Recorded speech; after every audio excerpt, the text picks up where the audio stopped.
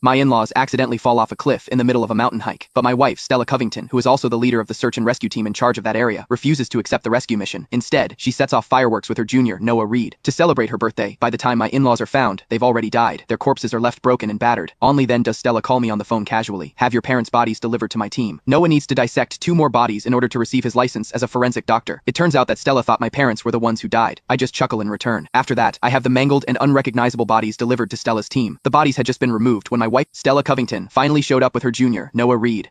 This is so gross. I am going to have nightmares tonight, Noah screamed, hiding behind Stella. Stella kicked one of the bodies and looked at me with an annoyed look. Why haven't you handled the bodies yet? Can't you see your parents are scaring Noah? Apologize to him now? I froze for a moment, completely bewildered. Apologize for what? Before Stella's parents, Philip Covington and Maria Stone, died, I received a distress call from them, asking me to tell Stella to lead a rescue. She had enough time for that, but what was she doing instead? She and Noah were up on the mountain, setting off fireworks, and missed the search window. I thought her negligence was the result of Noah's influence, but it turned out that she thought the dead bodies were my parents. Noah grinned, treating the entire situation as a spectacle. Wade, Stella's parents always lecture you about your ego. You can't even apologize for your parents. Seems like you haven't been listening to them. Frowning, Stella added, I was actually planning to get coffins for your parents, but now I see they probably deserved it. They raised such a rude son. Guess it is only fair that they paid for your mistakes. I shot her a cold look. Prepare the coffins or don't, I don't care. But don't talk about my parents like that. With a look of sheer annoyance, Stella ordered her team. These people aren't worth our time. Just find a stretcher to take the bodies back. Noah added with a smug look. Why bother with a stretcher? Didn't we just bring a garbage truck? Just throw the bodies in there, Wade. You won't be mad, right? We're just saving resources for the living. Watching Philip's and Maria's bodies being loaded onto a garbage truck, I couldn't help but laugh. How could I be mad? Your idea is actually perfect. After Stella and I got married, Philip and Maria changed completely. They stopped being the caring in-laws and barely pretended anymore. They forced me to quit my job and stay home, taking on the role of a house husband for Stella. Every couple of days, they'd show up unannounced to check on me. They'd sit down and order a mountain of food. On top of that, everything had to be organic and fresh. Once they saw Stella mopping the floor and tore me apart. Stella's the leader of a search and rescue team. She works so hard out there. Why are you letting her do all this? I was treated like their personal chef now. Stella had ordered them to be hauled away by a garbage truck. I figured karma did have a way of balancing the books. Noah handed me a flyer, his gaze filled with mockery. Since I found out your parents were dead, I've prepared a little gift for you. Keep it. No need to thank me. The flyer described a funeral service specifically for livestock. Everything was arranged, cremation, an urn, and even a plot at the cemetery, except it was for a dog. When I didn't take it, Stella yelled at me. Cemetery plots are rare these days. You'd better thank Noah right now. He is even helping you with the autopsy. I laughed so hard that tears started to well up in my eyes. Thanks. Once the autopsy's done, I'll make sure to bury them here.